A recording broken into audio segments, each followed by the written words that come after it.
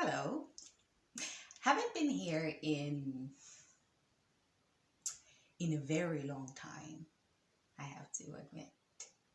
A lot of stuff has been going on. Everybody knows we're in a pandemic, and honestly, I haven't had time to myself to make a video and just, blubber away as much as I would like to, okay? In front of the camera. Anyway. So, what has been going on? Well, due to the pandemic, everything was like stopped. We are in a panoramic. Everything just stopped. And I was just, so I got in a funk and I was just like, ugh, I don't want to do this. Really just, ugh. That was how I was feeling. But today, I feel so much better. And I was like, you know what? To my 3 followers, let's make a video. All right, so what has been going on? So over the past weeks, there has been so much drama. There has been so much happening over the interwebs. Like the interwebs has been a place that has been thoroughly entertaining, disturbing. Like the internet is just a crazy place. But the last couple of weeks, I was entertained. So let's get into it. I'm gonna start with the whole Kambwili and Seer1 fracas. Some have been saying that perhaps Seer1 shouldn't have said what he said. It was a bit too personal. Others are like, well, you cannot shit where you eat. So, which is a weird saying because people do shit. Anyway, so if you do not know, Seer1 or Prophet Seer1, I actually forget his name. Most times I just refer to him as Seer1. I've forgotten his name. But he's a Nigerian living in South Africa, and at one point he lived in Zambia, and he had this huge church and had a lot of followers, from politicians to musicians to everybody was going after this guy. Everybody loved him. He was great. Everybody was like, Seer1 this, Seer1 that.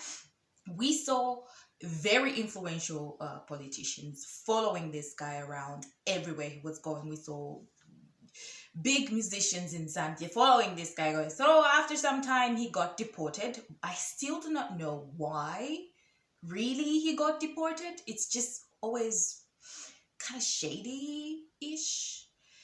So he's in South Africa now, and he's been exposing these politicians slash influential people who go to him. Like, now they call him a Satanist. I've had a lot of people tag me and stuff where I'm looking at these politicians who were just like cool with him a few years ago. And now all of a sudden you're saying this guy is a Satanist, we shouldn't listen to him. Trying to smear him basically. Zambia is a Christian nation. So many people are like more afraid of the devil than they are in love with God. Okay, you know what? That's another topic for another day. Anyway, so there is this minister, former minister called Kambwili. He was in the PF. He was one of the founding people of the Patriotic Front, which is like the ruling party right now in Zambia. And then he got kicked out of the Patriotic Front, and then he went on a rant and was like, shitting on the PF. He was like, these guys are bad. And everybody loved him because, the thing is, nowadays, most people who are not benefiting directly from the PF do not like the PF very much, the Patriotic Front, the ruling party in government right now. Okay, they don't like him very much. So when he left the party, he was like, you know what, these guys are not good. He ended up telling us stuff that we had kind of already knew, but we just needed somebody to cement it because he was in the party. So we were like, okay, this is somebody who's actually an insider. So he was giving us all this juice, all this information about how these guys were bad, how Edgar Lungu, the president of the Republic of Zambia right now, allegedly, is, in cahoots with drug dealers, and then pictures of the alleged drug dealers were popping up with Edgar Lungu among them. It was glorious. And then, the government was like, this guy's talking too much. We're going to sue him. So they started suing him left, right, and center. The man was fainting all over the place. He was, oh my God, these guys are persecuting me. And then just recently, he was like, you know what? I don't have the energy. So he was like, oh my God, forgive me, PF. And then the PF were like, okay, come back in. So they brought this guy back in, Kambwili, and then he started talking shit about oh my God, you know what? Whew. He was in the PF. Left the PF, talked shit, got sued, went back in the PF, started talking shit about the people that he befriended while he was out of the PF. Anyway, one of the people he started shit talking about is Seer1, this prophet who I just explained. Ooh, 5 minutes, that's a lot. Okay. So he went on radio stations, and Chishimba Kambwili is one person who is very tribalistic. Like, that is one of his, I don't even know why he acts like this, really. Anyway, he talks a lot of tribalistic stuff. He says, there are many different tribes in Zambia, over 72 tribes in Zambia. And the two biggest are the Tonga, Lozis, Bemba, and the Chewas, I think, if I'm not, yes. And so he tries to pit the Bembas and the Tongas against each other, calling the Tongas names and calling the Bembas also nicer names, obviously. But, and then in one of these, he's a very dangerous person. Chishimba Kambwili, if left alone, he talks division, and that is very dangerous. So he ended up rubbing Seer1 the wrong way. He went on radio stations calling Seer1 a Satanist, calling him, anybody who listens to Seer1 is a this and a that and that. He talks a lot. This guy talks a lot of shit. Okay? So Seer1 gets pissed. It's like, yo, why are you calling me a Satanist when you came to me for help? For me to pray for you and give you some of these, Jagaban magic. He wasn't some Jagaban, which is funny. You came to me, calling me and telling me, and then I was sitting there. Honestly, I'm not gonna lie. I was sitting there, almost getting into the TV. My sister tagged me in this. I'm like, ooh. I sat there on my chair, and then he started exposing. Do not piss off people who know too much about you. Don't do it. Don't do it. Especially talking shit about them, and they have. This Seer1 told us that Chishimba Kambwili's gonads, he has a problem down there, and he was apparently rotting down. And then he showed us all this conversation that Chishimba, and so it's like, oh, like he talked about the private part of his life. He went into detail. I was like, yo. People started zooming in now on Chishimba Kambwili's trousers, like, hey, which one is bigger than the other now? I was like, yes, people, yes, drag him. He deserves. There are a few people that I feel pity for. Chishimba Kambwili, not so much. He's a tribalist, so let the internet do with him what they will, honestly. And his political career, Chishimba Kambwili's political career is dead. It's done. He's done. He's done in the streets, because there's no way he's gonna come back and play I'm a Christian, I seen. You played that card, and it played all the way out, so it's done. So Seer1 dragged him. If you want to see it in detail, it's all over Facebook. Just check for Seer1 versus Kambwili. Ooh! Let's go to another topic that was like on the internet last week. Mutale Mwanza. I have spoken about Mutale Mwanza here. Like, I have spoken about her a lot. She's a socialite now, okay? She used to work for a Hot FM before she got fired, a radio station in Lusaka. She got fired there because she's very problematic. She's one person who doesn't, also like Chishimba Kambwili, who doesn't watch what she says, who thinks she can get away with saying whatever the frick she wants to say. And which is sad, because Mutale Mwanza is a person who, like, she's intelligent, but she's just, I don't know, she's an attention or seeker, and so she just likes this attention, even when she, she goes overboard sometimes. So this time, the first Republican president, Dr. Kenneth Kaunda, who I also have a problem with, but he died, okay? He was an old man. He lived his life. He passed away. He's the first Republican president. He deserves the respect due to, one of the founding fathers of our, country. Independence after, anyway. And he died. And she goes to the funeral all zhuzhed up, all dressed up in her purple, what is that, a kaftan thingy? I don't know. The dress was cute.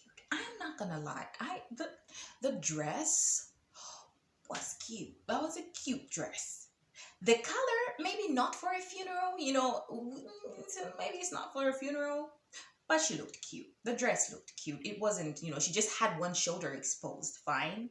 The dress was cute. There was nothing indecent about the dress. It was cute. However, what the people had a problem with was what she did when she got to the funeral house. So here is our beloved Mutale Mwanza, attention seeker, and she decides that at this point it is time for me to make a photo shoot at this funeral. And there she is. You see her waving cringily a white handkerchief, which was known for Kenneth Kaunda always carried his white handkerchief. Reasons I don't know, but he carried it. Okay, peace at last, peace at last. So she's there, she's waving. Cuchillo at the funeral. Then she starts to pose, and this cameraman, that's very, very inappropriate, okay? You don't do that. I'm sorry. I know we live in the 21st century, but a funeral, especially a funeral house, is not a place for you to do all that. That was way too much. That wasn't necessary. It was just disrespectful. No. And this is one thing that many people had a problem with. They were like, what is it? And that the other part is, Mutale Mwanza never does anything for just doing it. She knew exactly what she was doing, and she knew exactly that what would come out of those actions that she was doing. And here we are talking about her instead of talking about the deceased. Here we are. Here's the attention he needed, Mutale Mwanza. And that whole shenanigan she was doing at the funeral house was very disrespectful. Honestly, it was super disrespectful and just a screaming attention whore. And then there was this old dinosaur woman who decided to make a video about Mutale Mwanza's shenanigans at the funeral. And then she started saying, you people, you women. And it irks me when women speak like that. So that you women who go to funeral houses dressed like that, do you go there to look for marriages? I'm like, you can criticize someone without lumping in, just no, don't do it. Oh, you just go there to look for funerals. How can you go there showing off your shoulder? Woman, a shoulder. A shoulder is the one that will make you start insulting her. And then she started just insulting her. Just like, no. Everybody was criticizing her like, this is not okay. What you did at the funeral is not okay. But Mutale Mwanza don't care. She was just like, I'm here to do my little vlog about the president. You can do your vlog in a respectful way. You don't have to do all that posing and shit. Like, you can do it in a respectful way. And what she even did after the photo shoot, after everybody was like coming for her and telling her, Mutale Mwanza, this is not, she decides that, hey, how about we make this a challenge? This kind of count a challenge. Everybody should dress up in the dress that I dress up in and make photos. And oh my God, Mutale Mwanza, you should be ashamed of yourself. That was stupid. Honestly, that was just, Let's see what you do with your newfound socialism. Socialism. I don't know. I think that was very distasteful, and she shouldn't have done that. But it's Mutale Mwanza. She knew what she was doing, and this is what she wanted. She wanted people to go out of their way to like talk crap about her. And the sad part is, I think it's also very disgusting that people went on her page and started talking about her teenage son, sexualizing women, sexualizing her teenage women, sexualizing her teenage son. Like this, that is pedophilia. It's not cute. It's not cute for you to sexualize a teen. No, you're a pedophile. Stop it. Be ashamed. Go in a corner and be ashamed and stay there and rot and die or something. Like, that's pedophilia. That was disgusting to me. Like, what does her son have to do with any of this shit?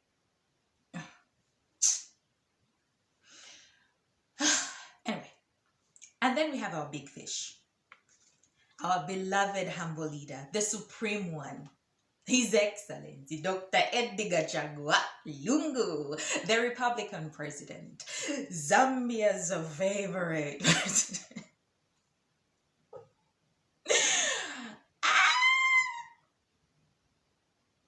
He fainted again. I mean again, because this happened before. Remember at the stadium when he fainted? He did it again. So he was there during the army. My God, what's wrong with my memory? He was there during an army ceremony or something. I've forgotten what it is. I'll probably, okay. You know what? He fainted, okay? He was, I don't know whether it was his suit was too tight. We still don't know. So he faints. Everybody's, we were all worried. We were like, oh my God. Oh my God, we've already lost 2 sitting presidents. Okay, so everybody was worried. At that point, I didn't even care that I don't like his governance system very much. Like, he's not my favorite president. I would be very happy. But at that point, I was scared. I'm like, oh my God, is he okay? Is he okay?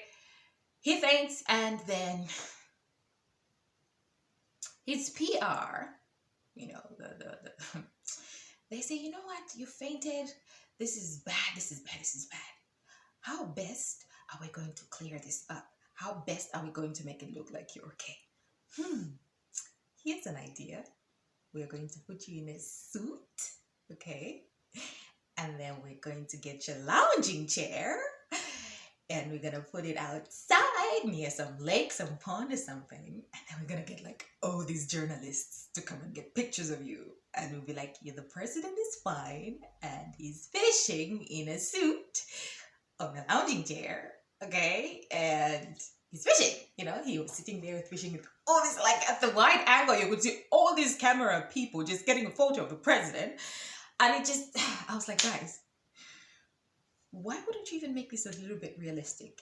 We have seen the president like do something that he usually does, which is running. We've seen our president running, okay? Like, that's what he does. Why don't you put him in his tracksuit and just make him walk around or something? Like, even just one camera person somewhere far away getting a picture of him. Like, you didn't have to.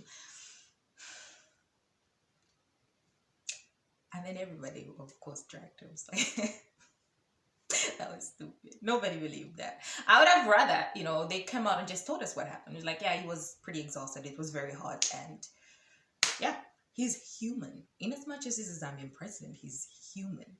Okay, when it gets hot, I wouldn't stand in the sun for too long with all these things.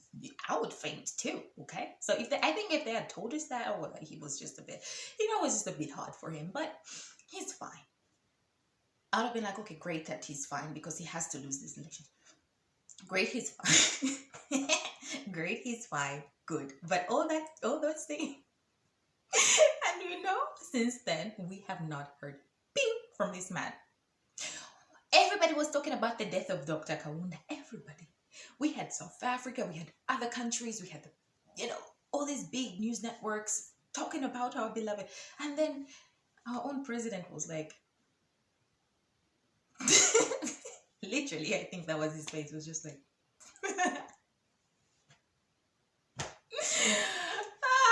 the humble one, we love you. I think this has been very entertaining for me. Like, it's just been so... Wow, it's been 18 minutes. Okay. Let's talk about the pandemic. We know that there's a pandemic going on. And I just recently wrote this on my social media, is that I do not think Zambia is ready for a full lockdown, because we do not have a social welfare kind of setting where people can actually go and be helped. Like, people pay they pay their taxes, people pay into their pensions and stuff, but they never get to see the returns. So now if we say lockdown, no bars open, maybe they can do takeaway, I don't know. But even then, I'm going to talk about that later. They say no bars, no restaurants, no nothing. Fine, yeah? What happens in the buses? In the buses, there's no social distancing. There's no that 1 meter 50 or 2 meters, whatever. We sit like this in a bus, okay? In taxis, we share our taxis sitting like this. In the markets, there's so many people in the market. So you social distance in a bus, quite okay. And then you go in the market, and then there's all these people. You're there to shop. Of course, we're not going to just sit home and just die of hunger. People also in the markets have to sell their stuff, and they're going to look for the cheapest transportation to come to and from their houses, which is via buses. I don't know. I don't have the answers as to what we are going to do. I don't even know how we're supposed to do it in our economy, because the developed nations, they have a backup plan most of the time anyway, even though the economy did also like hit them. they had a backup plan of how to make sure that their people can sit this 1 meter 50. Their shops could still operate online. You know, you could still go shopping online. You could still go to the bars, not bars, to the shops to buy your alcohol if you really wanted to drink. And the shops that were closed were given incentives on how so that they couldn't completely starve to death. You understand? But honestly speaking, it's so nuanced in Zambia. The economy is hitting us super bad right now. Like, it's shit. And if you take away the means of people to make money, to live, I don't know, guys. Like, honestly, I don't have the answers, but I know that putting a complete lockdown is good. It's going to be for the benefit of most people. In some, of course, capitalism, but I just don't know how it can work in our country.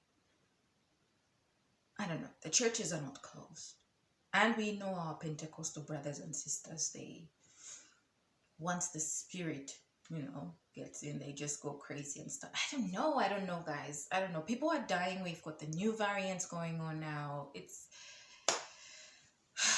I have no idea how we're gonna do it, but we can do it lockdown.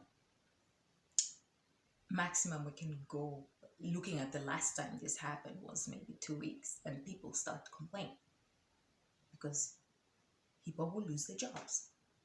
If I work in a bar, I maybe get my extra money from my tips. I don't necessarily live off of my salary. I get money from tips from customers who think, oh yeah, this is a good service. You're giving me, here's a tip, here's a 10 kwacha tip, here's a blah blah blah, and through that I live. But if you take that away from me completely, like no going to bar, you're a waitress, no restaurant, no da da da, I don't expect my job to pay me. Like, why are they gonna pay me? And this is what I'm saying. There's no social. I don't know what we're gonna do. I don't know. And this, I really don't know what we're gonna do. But it's very dangerous. It's very scary. People are really dying. People are sick. I know some of my friends, my family, who's had this, and it's even difficult. Also, you cannot freely just get up and say, hey, I think I have the symptoms, and go and get tested. From you feel like you have the symptoms, you have to get on a bus. So you have the symptoms and you're going to get on a bus with 70 other people in that bus, and you're sitting close to them like that. You're exchanging money because, again, back home, you cannot pay with a card in a bus. Mad. So you are exchanging money with people. Sometimes the conductor will give you change to pass to your neighbor who has a baby. Anyway, just stay safe, guys. Try if you may, if it's possible. I know it's hard. Just try and see how you can be safe. Wear the correct masks. Wear it correctly. I don't know. Just stay safe. Anyway, thank you so much for watching. I do hope I'll be able to come back here soon and we'll be able to talk some more. I'll be on the interwebs, minding other people's business. I will be there commenting. Anyway, thank you so much for watching, and I will see you in my next video.